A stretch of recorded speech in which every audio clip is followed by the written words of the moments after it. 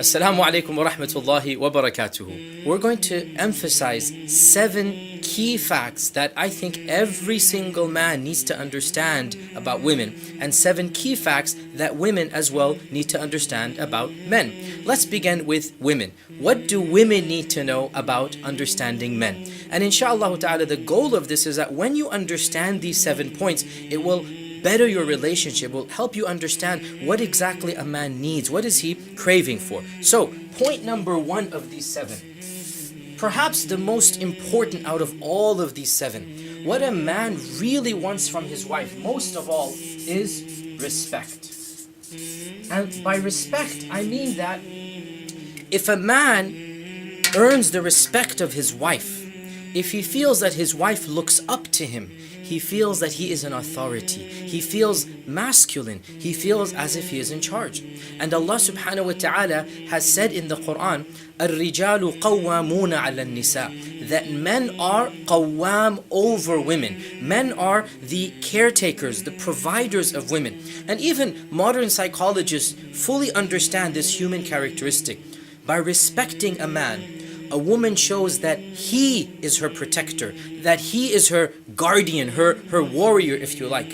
And therefore, by showing her respect to her husband, she brings out the best in a man. She extracts from him the love, the tenderness, the protection. And what woman wouldn't want her husband to love and protect her? So, the question therefore is, how exactly does a wife show respect to her husband? Obviously, she doesn't come and say, I respect you. That doesn't work that way.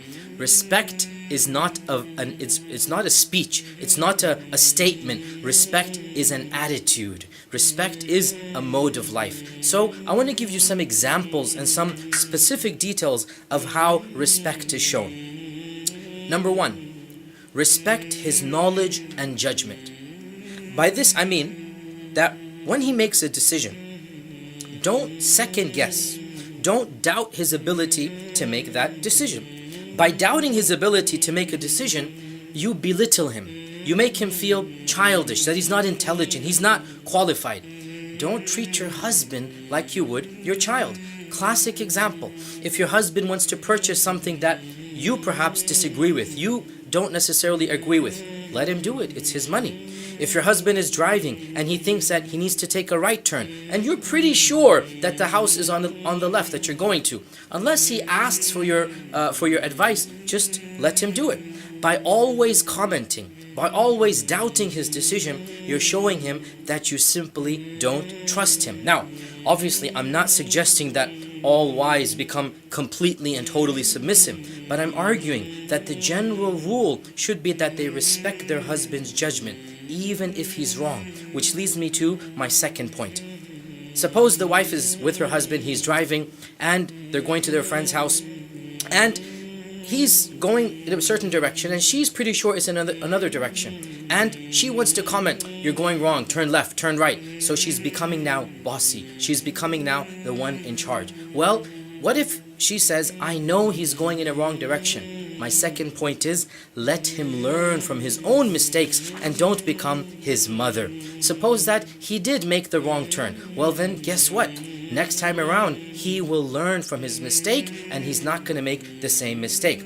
Let me tell you a point of fact. As a man, if I make a mistake, I can only be irritated with myself. I can't be irritated with anybody else. But suppose somebody else told me to turn. Suppose the wife told me to turn and she did turn out to be wrong. Well then obviously this will bring about a great source of irritation. So next time he does make a mistake, don't rub it in.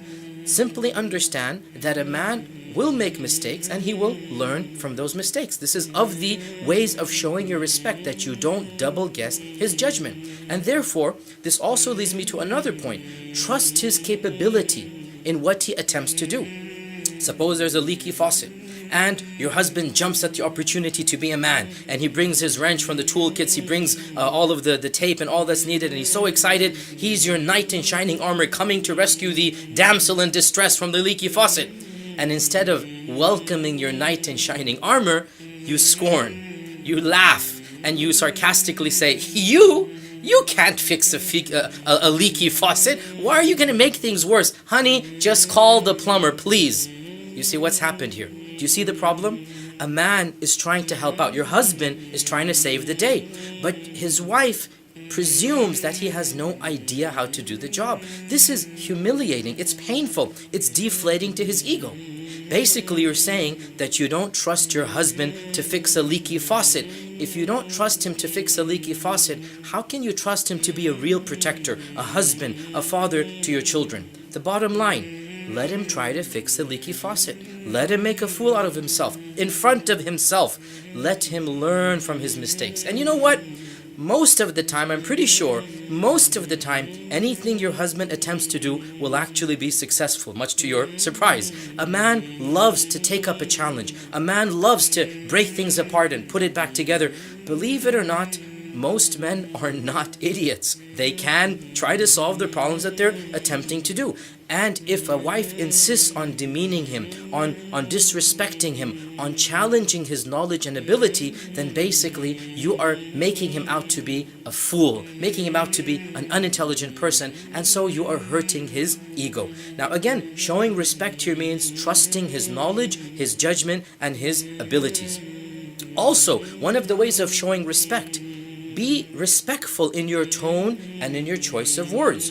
One of the main reasons that husbands around the world always complain that their wives are nagging too much. Isn't that common, right? Every culture, every society, the man always says, my wife is just nagging. Well, why is this? That's because a man feels that his wife is disrespecting him.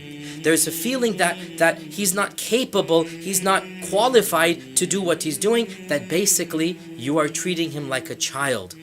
You need to understand, my dear sister in Islam, that for a husband, his list of priorities is not the same as yours. A husband, a man, has other deadlines, other responsibilities.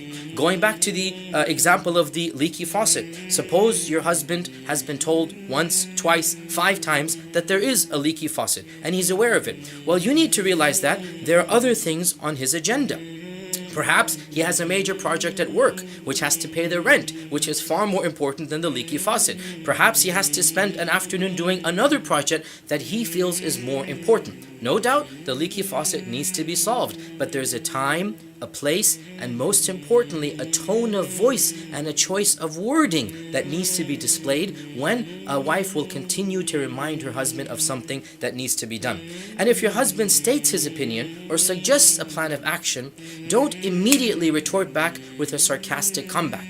Again, I'm not suggesting that wives be servile and docile and submissive, but I am saying that disagreements and alternative views need to be presented within a framework of respect. Also, if you want to respect your husband, never, ever, in any circumstance, crack a joke about him in public, in front of other people, in front of his family and friends. I don't know how else to put this. I'll be as blunt as possible. Men have fragile egos. Men have extremely fragile egos. Call it male pride, call it manliness, but they do not want their wives disrespecting them, dissing them, putting them down in public. Sisters, let me ask you, would you like it if your husband teased you in public, commenting on your appearance, or you might have gained a few pounds or something of that nature? Would you think it was funny if he commented on the fact that your body is now growing old or something? Would you like that? You are very sensitive of this. Realize your husband is sensitive of other issues. For a man, if his wife does not respect him, who else will? Conversely, if his wife respects him, if his wife looks up to him, then he can challenge the world and he can take on the world. So one of the best ways to show the respect for your husband is to praise your husband in front of family and friends. When your husband, whether you do it in front of him or behind his back, so even behind his back, when you're in front of his family, let's say, you say, MashaAllah, Ahmed takes such good care of me and he's this and he's that, it's going to trickle back to him. His brother's going to come back, the mother and father's going to come back. Do you know what that's going to do to a husband when he hears that his wife is praising him? Do you know the love that's going to gush out? Do you know the sympathy that's going to come when he sees that his own wife is praising him? Go ahead, inflate his ego. You're going to reap the benefits of that. And praise him to his face as well. Every man loves to hear that, I'm so proud of you, you did a wonderful job today. After a presentation, after a leaky faucet, whatever it might be, every man loves to stoke that ego, and if his wife is going to look up to him, then he feels the world is going to look up to him. One final point about respect. If you did do something that you feel show disrespect, acknowledge it and say you're sorry. Show your remorse. Show that you want some sympathy. Basically, be a woman, and your husband will be a man who loves you back in return. If you look at our tradition, our ahadith text, it is very clear that our religion demands respect to the husband. And there's a legitimate reason for this. Our Prophet ﷺ said it. All of you know this hadith, and it is a lot of time misused and abused, but that doesn't deny the fact that it is a hadith. Our Prophet ﷺ said that I do not allow anybody to prostrate to another human being. But if I were to allow any human to prostrate to another, I would have commanded the wife to prostrate to her husband. This is a famous hadith, and I want my sisters to understand the basic human psychology behind it. Sisters, if you treat your husbands with respect, your husbands will take care of you, will cherish you, will nourish you, will love you, will comfort you, because that is exactly what a loving and a respectful husband does. Conversely, if you treat him with disrespect, then don't be surprised that he will not treat you the way that you think you should be treated. Assalamu alaikum wa rahmatullahi wa barakatuh. We were talking about the points that every single woman needs to know about male psychology, about how and what her husband wants in a relationship. Point number 1 was respect. Point number 2, men are created to provide. So it is ingrained in them that they're going to take care of the one whom they love. It is in the fitrah of a man that he wants to protect his wife. Men feel the need to take care of their wives, and they feel useful, they feel functional when they do. And this goes back to what Allah says in the Quran, that men are qawwam over women. And of the meaning of qawwam is to take care of. And we all know that our Sharia obligates upon men to take care of the woman. And this is in complete harmony with the natural instinct that Allah has given us. Therefore, when men do take care of their wives and their families, they feel a sense of pride and accomplishment. Men like to be dependent on. They like to be viewed as providers and supporters. And therefore, working hard for the family is a part of being a man. The irony here is that when a woman complains that her husband is working long hours and therefore is not home to be with her, to pay attention to her, to not showing her love, the irony is that from the man's perspective, he's working long hours because he loves his wife, because he wants to provide for his family, because he wants to rise up in his work and get a better and better position. And this goes back to the languages of love. Men show their love by providing the financial support, by providing the physical needs of the family, whereas women, by and large, don't view this as being an act of love. And therefore, women need to understand that dedicating long hours to one's work, to one's sustenance, this is in fact the sign that a man loves his children, loves his wife, and wants to take care of them. Another difference between the two is that by nature, men think more about the future of finances. Men think more about what's going to happen if I die, what's going to happen to my children, what's going to happen in 10 years for college, what's going to happen if this and that. Whereas by and large, women think long-term relationships. Women by and large are not that concerned about finances. For a man, he's worried about making sure that 20, 30 years down the line, he has enough savings to take care of his wife, to pay for his college education, kids' college education. A woman, on the other hand, is more interested in getting her husband's affection and making sure that he's going to love her 10, 15, 20 years down the line. Now, of course, this is not to say that a woman should just let her husband work himself to death and ignore her and not spend any time with her. However, what I'm trying to stress here, a woman must understand the frame of mind of a hard-working husband. She needs to see him for who he is. He's working hard so that he actually does something for her. And no doubt in the process he also benefits himself, but there's no denying that if he didn't have a family, if he didn't have children, he wouldn't be working that hard. Therefore, there's a very real danger when a woman continues to complain about the work her husband is doing, that this is going to lead to some sense of frustration, eventual anger. Why? Because the husband sees all of this work is done for the wife, whereas the wife sees all of this work has nothing to do with her. And so there's a huge discord that will take place. The bottom line here, husbands, understand that women have a different perspective on your long, hard hours at work. They see it as some type of competition between them and the office place, them and the work schedule.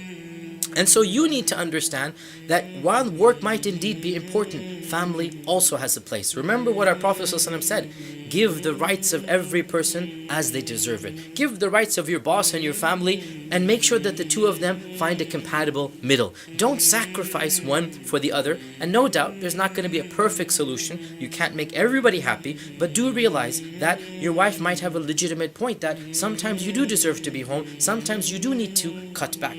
Wives, our sisters, you need to understand that your husband's work is not a second wife. It's not a competition. There is no competition. He's working hard for you. He's working hard for your children. He's working hard in order to sustain the relationship, because as a man, he's worried about money. And so you need to cut him some slack and realize that that hard work is for you. And each of you needs to realize that that happy middle ground can only be obtained when the both of you communicate your needs and expectations to the other. The third point that I want every single woman to realize.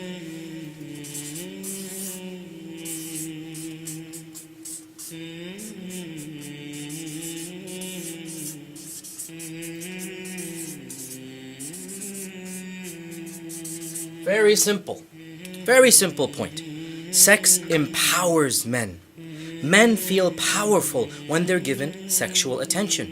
It's no secret that men are sexual creatures. Everybody knows that. Even in this course, we've been stressing this point over and over again. The number one complaint that husbands have across the globe is that their wives don't give them enough sex. And this is regardless of religion, race, ethnicity, culture. What women fail to realize most of the time is that sex is not just a biological need. Of course, it is a biological need. Women fail to realize that men's need for sex isn't just like need for food or water or sleep.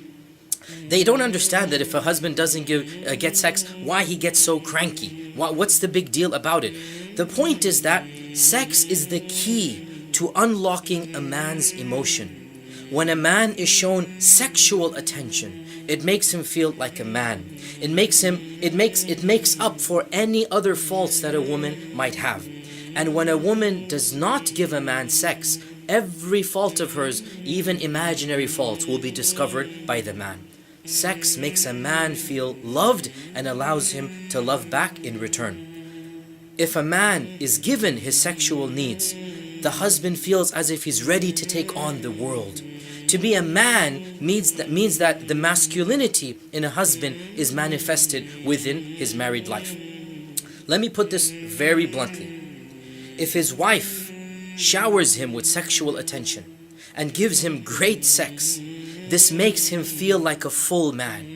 He gets an extra powerful energy boost, and with this energy boost he feels that he can conquer the world. He feels that the sense of joy and satisfaction is so powerful that he can sweep away many other worries of life, many other distresses, many other work related, society related, and so on. Conversely, if a wife rejects her husband, if a wife does not allow a man to be a man with her, well then how is he going to be a man for the rest of the world?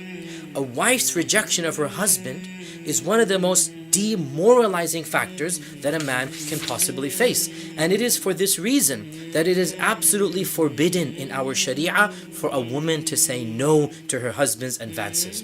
Saying no is not just a refusal to be a wife, it's a refusal of him to be a man. Saying no is the ultimate height of disrespect, that you're denying him the very essence of his manhood.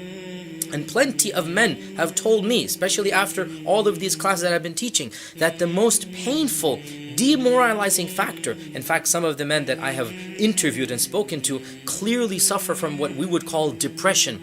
The single most painful, demoralizing factor in a relationship is the wife's continual rejection of her husband. Women, in contrast, seem not to realize what a great crisis this causes in their husband's life. Why?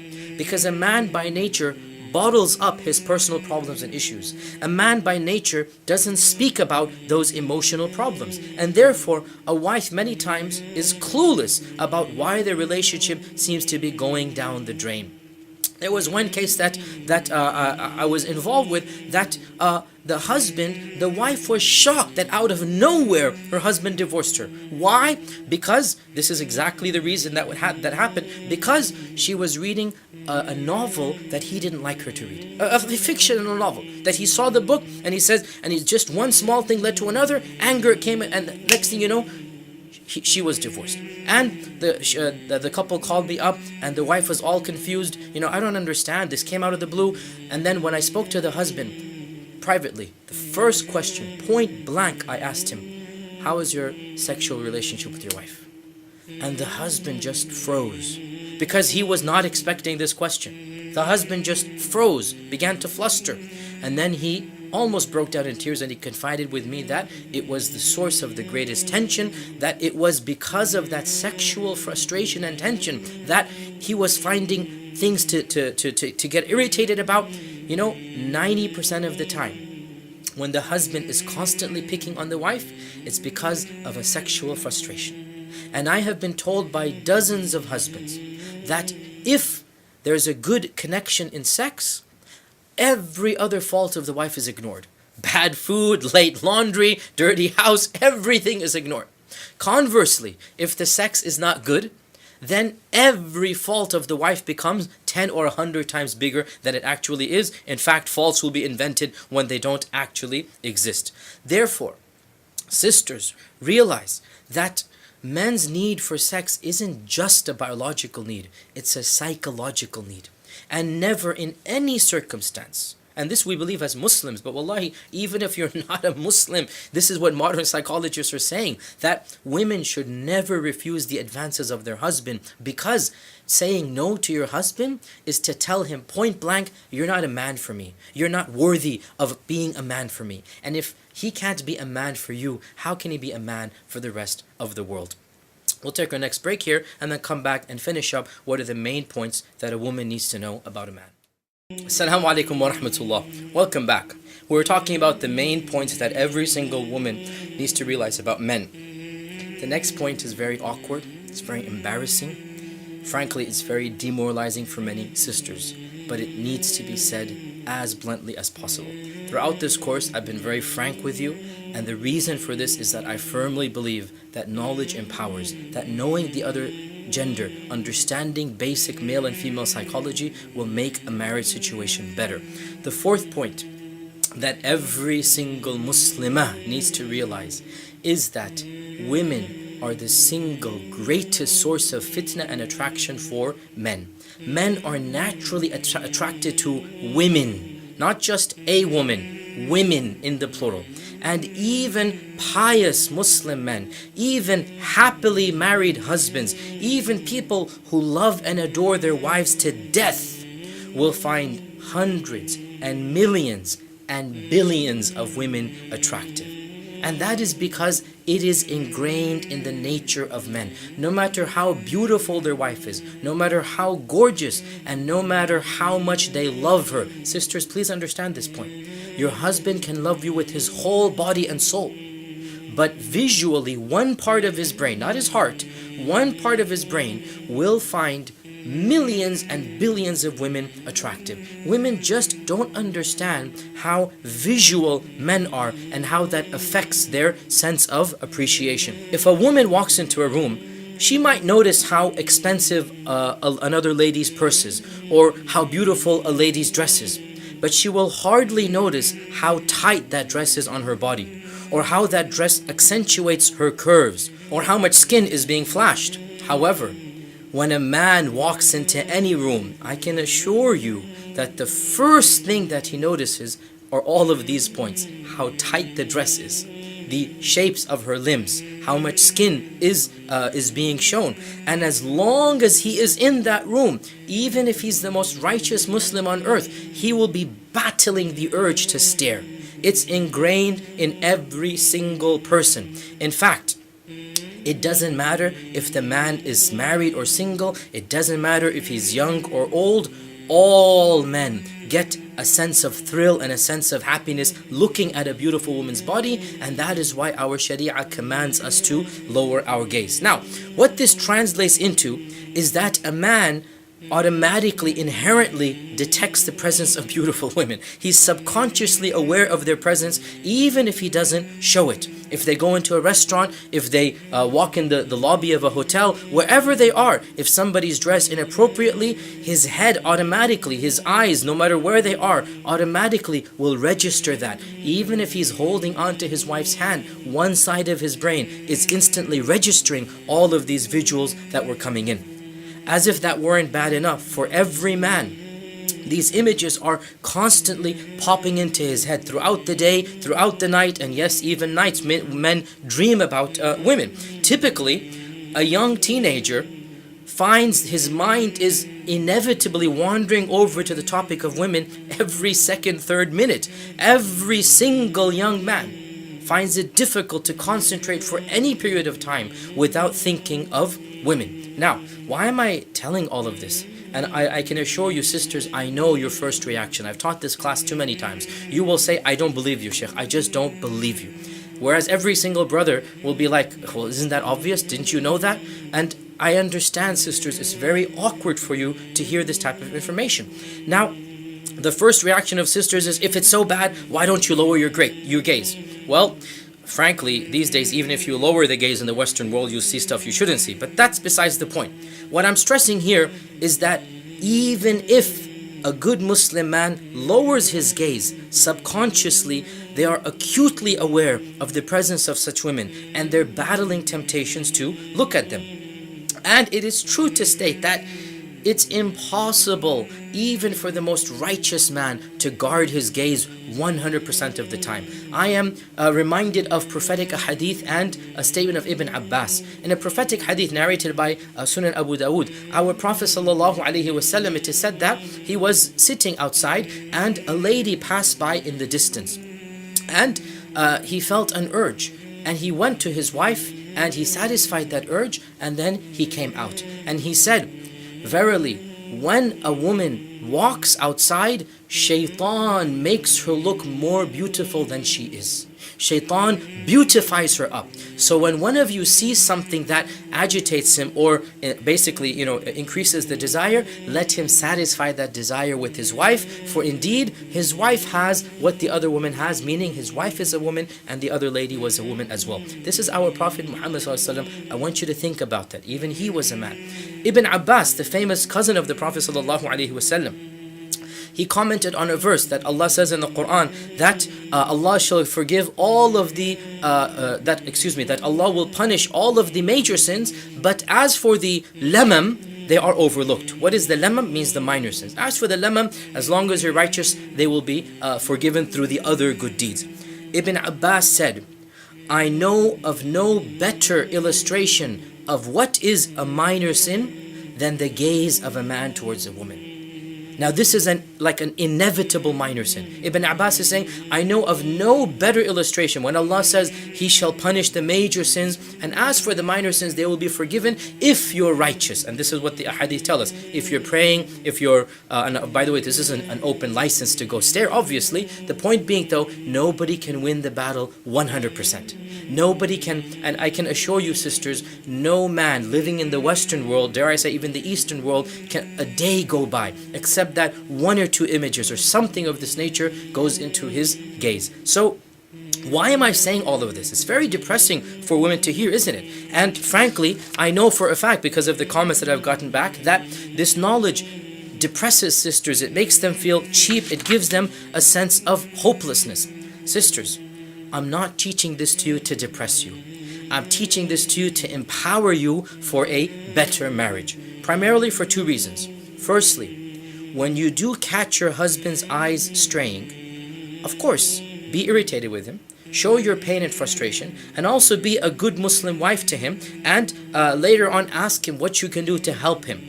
But don't ever interpret your husband's gazing as implying that he doesn't love you or he loves you any less. That's the main point here.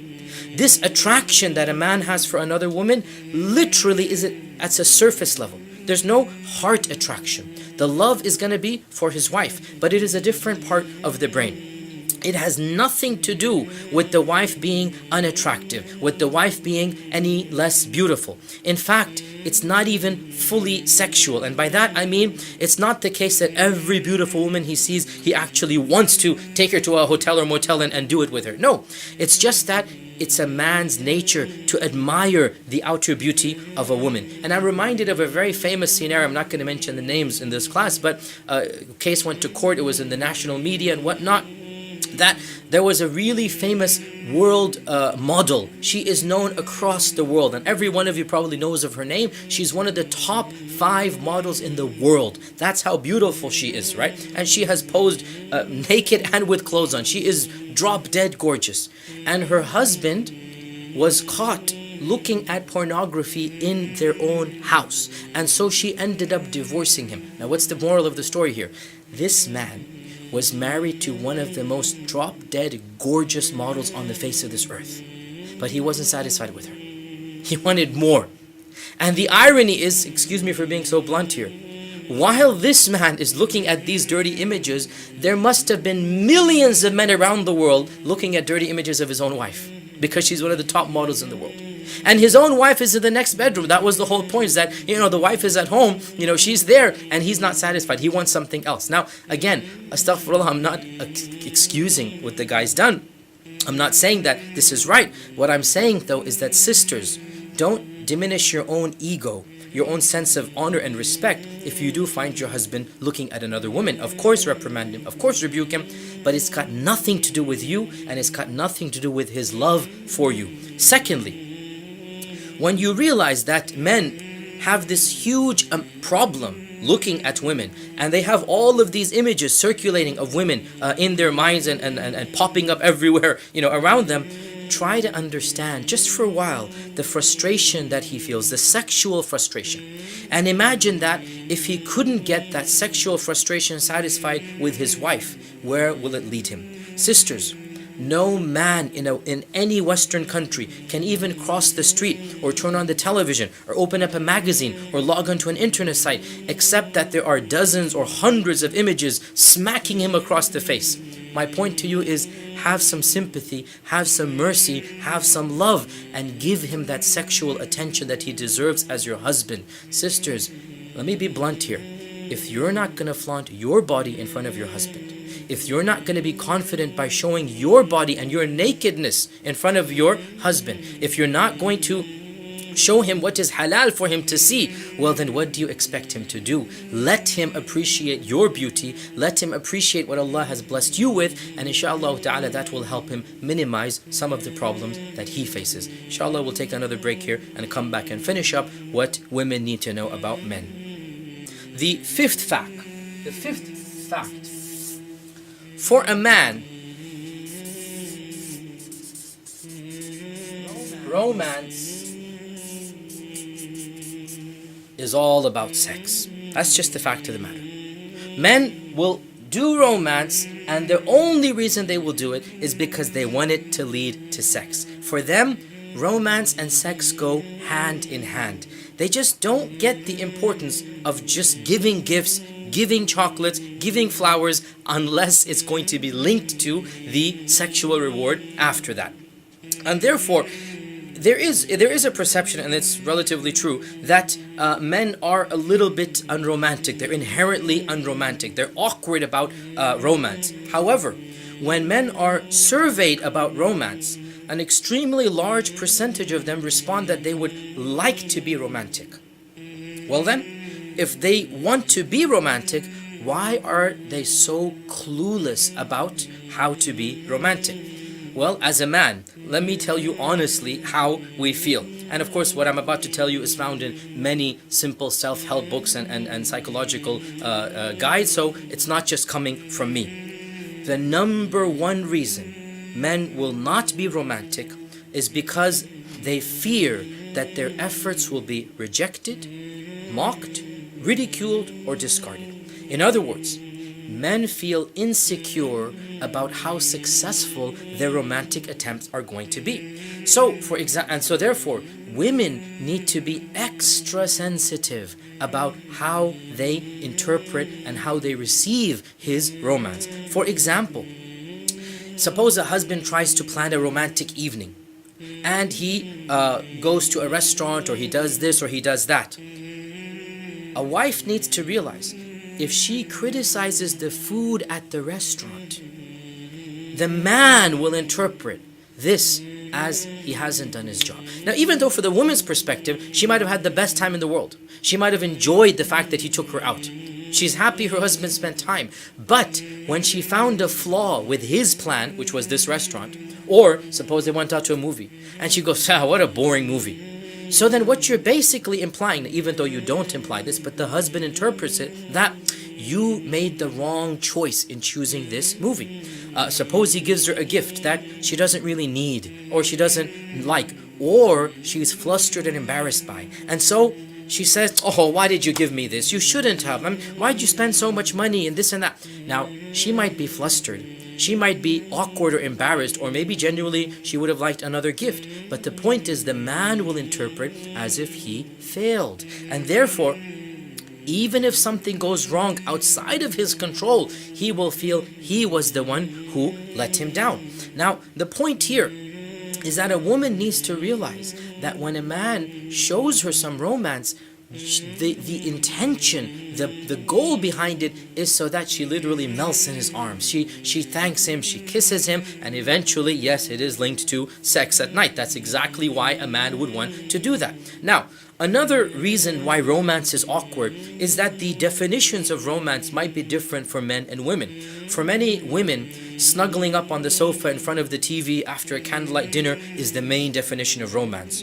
For a man, it might be taking his wife out on a drive, or doing something that he likes to do. It's a very different understanding of what romance is. Now, this problem is a little bit easier to solve, and that is that each couple needs to communicate what exactly they'd like to do together.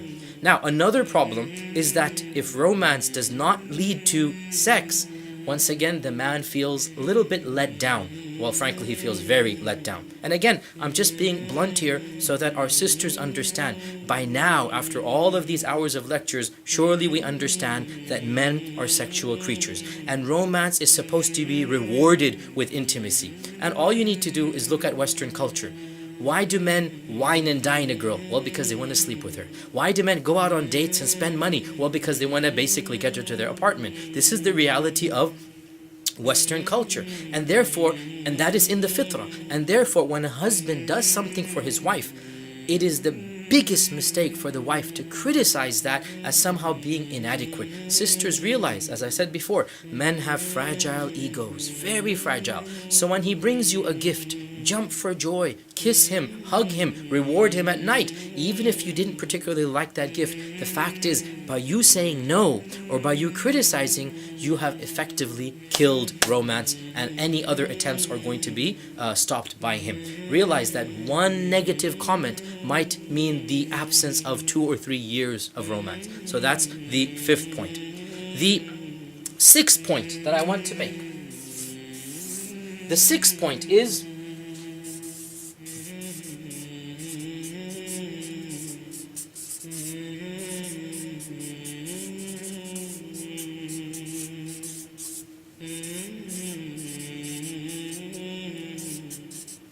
beauty is the attempt to be beautiful. What do I mean by this? Women, I'm going to be very frank here again. Husbands really don't care if their wives' behinds are a little bit bigger than when they got married. But they do care that the wife is attempting to look good. She's wearing perfume. She's wearing makeup. She's looking good. Husbands don't compare their wives to supermodels. They really don't. Husbands are happy with their wives, but they are very irritated and hurt if their wives don't care about their own looks. Sisters, let me tell you, frankly, one of the biggest complaints that I hear from husbands, and one that I also recognize, is that wives seem to spend hours getting ready for a sister's event, for their friends, for going out to a party, for going out to a wedding invitation. But they can't even spend 5 minutes of the day before their husbands come home to make themselves look better.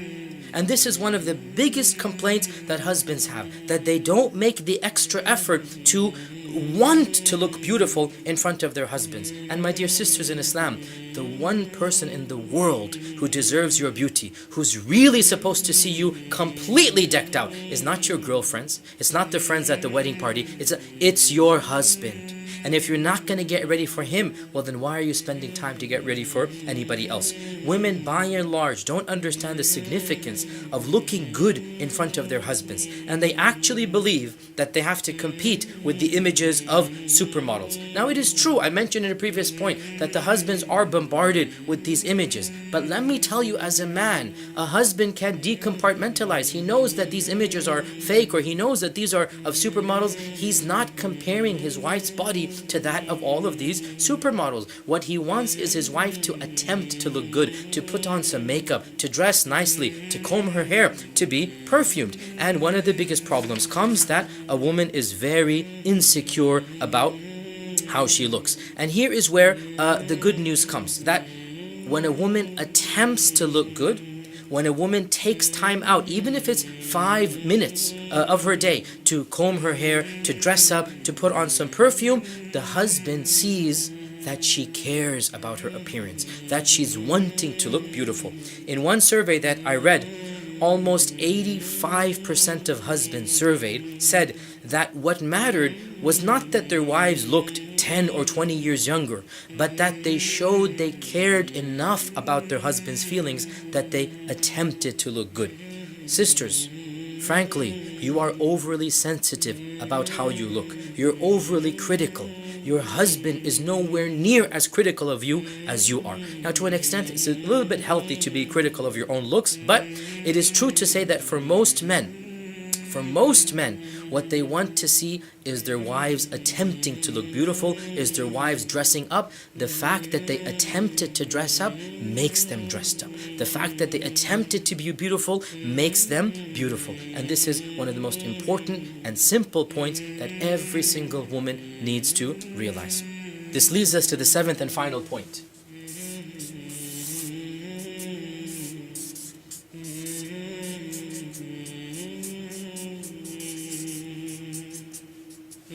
I call it cave time.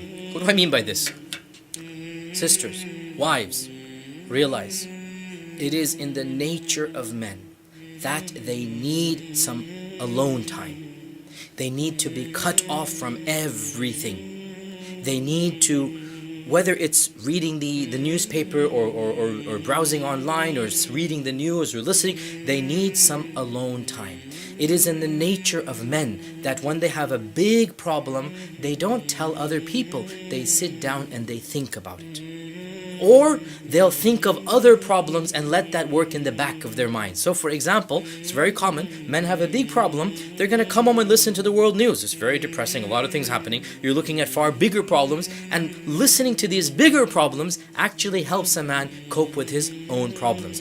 Sisters, realize every single husband needs some alone time. It's called cave time. He wants to go into his cave, cut off from everything else around him. So when your husband wants that alone time, wants that cave time, let him go into that cave, but have some time. He needs to realize, of course, he needs to come out as well. Of course, one of the problems is that husbands, when they come out of the cave time, they just want to go to sleep and don't want to spend any family time. Definitely, that's the other extreme. But do realize, men are not as social as women. Men are not as open about their feelings as women. It is a part of being a man to go brood, to go contemplate, to go sit in a quiet corner, and that quiet corner could be in front of the television, it could be in front of the computer, it could be in front of a magazine or book. And therefore, if you have something really important to talk about and you find your husband in his cave, well then tell him, honey, when are you going to be finished so that we can talk? Now, of course, I mentioned before, husbands need to be fair as well, that if they say 7:30 or 9 o'clock, they better live up to their adjustments and their promises as well. But wives, realize that husbands, every man needs some time alone. When a man walks away from an argument, when a man goes into his room and the wife is having an argument with him, let's say, that doesn't mean he doesn't care. That's his cave time. You need to understand, for a man, a big problem is solved by quiet space, by thinking it through. This is the way he does it. Whereas for a woman, a big problem is solved by talking about it, by talking with her friends, by repeating the same thing over and over again. And a man doesn't solve things this way. Simply understanding this basic fact of male psychology will help going a long way in giving him some free space and allowing him to be who he is. And of course, no doubt, when we talk about the men, we'll say men as well need to understand that this cave time cannot eat up their family time. There's a time for this and a time for that.